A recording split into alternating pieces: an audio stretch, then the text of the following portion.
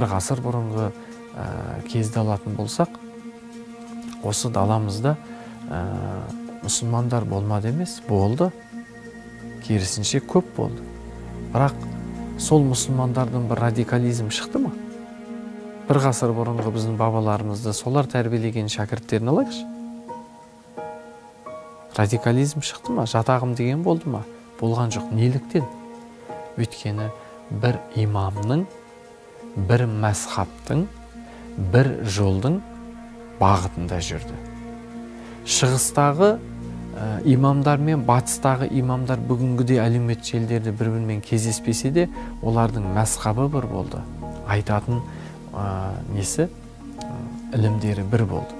Бүгінгі күнде де оның айтатын ілімдері бір. Бірақ тыңдаушылардың проблемасы дұрыс түсінбегендіктен олар осылай адасып кетіп бара жатыр. Дін сенімнен тұрады. Дін ғибадаттан тұрады. Дін қарым-қатынастан тұрады. Дін тәрбиеден тұрады. Қазақстан елімізде дін руханиятының қара шаңырағы бар. Ол Қазақстан мұсылмандар діни басқармасы. Қазақстан мұсылмандар діни басқармасы ол рухани шаңырақ, қара шаңырақ. Оны осы діни басқарма бекіткен әр өңірдің имамдары бар, әр өңірдің ұстаздары бар. Діни басқармада жасайтын үлкен-үлкен осында ұстаздар, ғалымдар бар. Дұрыс жөн сілтейтін арнайы мамандар мен ұстаздардан құралған. Уағыз насихат бөлімі бар. Бүкіл елдерде айтылатын уағыз насихаттардың тақырыптары бекітіледі. Ұстаздардың, имамдардың уағызы арнайы әлеуметтік желіге де қойылады, таратылады.